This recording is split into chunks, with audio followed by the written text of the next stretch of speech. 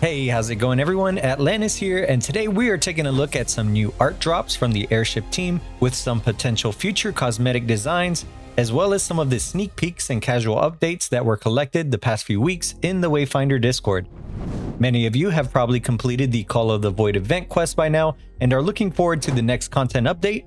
In the Wayfinder Discord, Solid Age stated that the mid-season update 2 will be out sooner than most people think, and that they're also looking at the end of November or early December as the current target for Founder Season 2.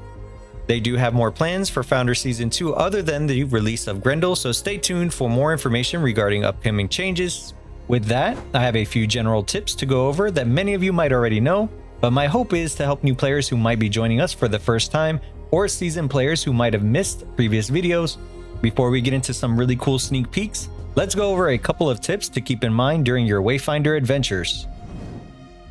A player named Double Stat commented back on my Daggers guide about the damage buff only applying on a 1-point flourish. If this is truly working as visually displayed, then you can see that using a 1-point flourish adds a damage icon on the bottom left of the screen. However, when using either a 2-point or 3-point flourish, the buff is not applied. Using a flourish with any amount of combo points will refresh the buff if it was already applied. It again will not grant a buff from scratch. I'm not sure if this is intentional, but if it's working this way, make sure to first build up to a 1-point flourish, get the buff up, and then utilize your bigger combo point attacks afterwards. Remember that you are able to jump higher in Wayfinder by holding your jump key, which could be the difference in reaching higher platforms or make rock climbing much easier. You can see the difference in height here when comparing spamming versus holding your jump key. We all have been grinding Dread Legion for quite some time now, and I wanted to make sure you know how to do the rock skip correctly moving towards the last platform.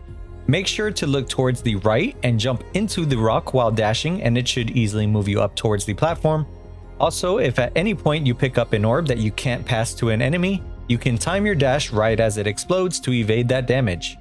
Blood Boar is a brand new fight and exciting in many ways. You can actually get this boss done in one phase if you manage to burn through the break bar before he leaps out of the arena, allowing you to finish off the boss quickly.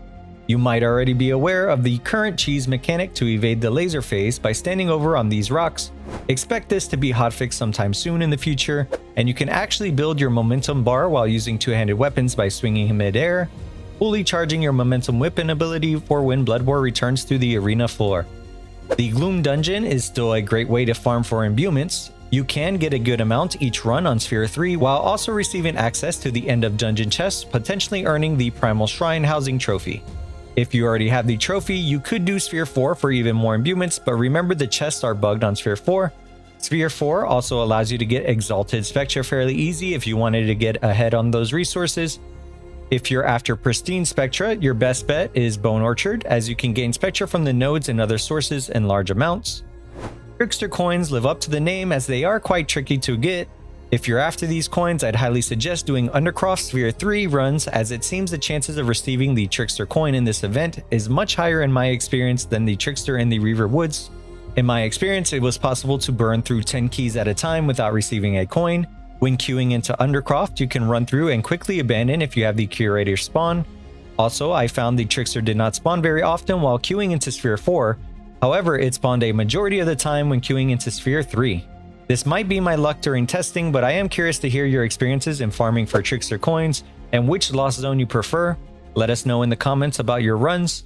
Make sure that you aren't currently due to turn in a quest to the Curator, as it seems to take priority over the Trickster for spawning. Over the past few weeks, Solid Age and Snarf have teased us with possible sneak peeks and also provided some casual updates. These are collected by the awesome Discord mods and make it easier to keep track of some updates that aren't posted as announcements or patch notes.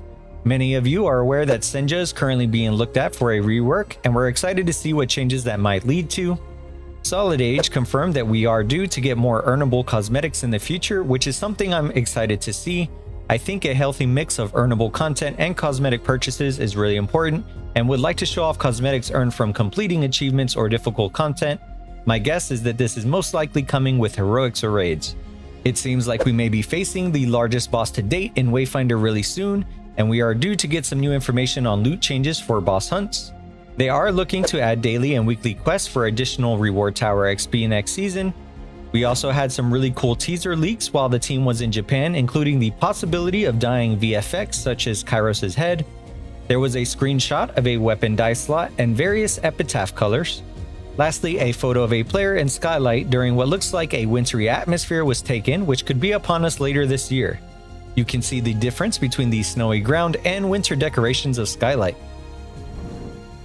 A big art drop has been posted by Sir Snarf in the Wayfinder Discord, highlighting the amazing work of the airship team and artists they worked with. A mix of concept art and final renders have been compiled, and we can even find some really cool designs that could be hints to upcoming cosmetics or references in the future. The link to this collection will be in the description of this video, so make sure to check those out over this weekend, as this might be updated over the next few days.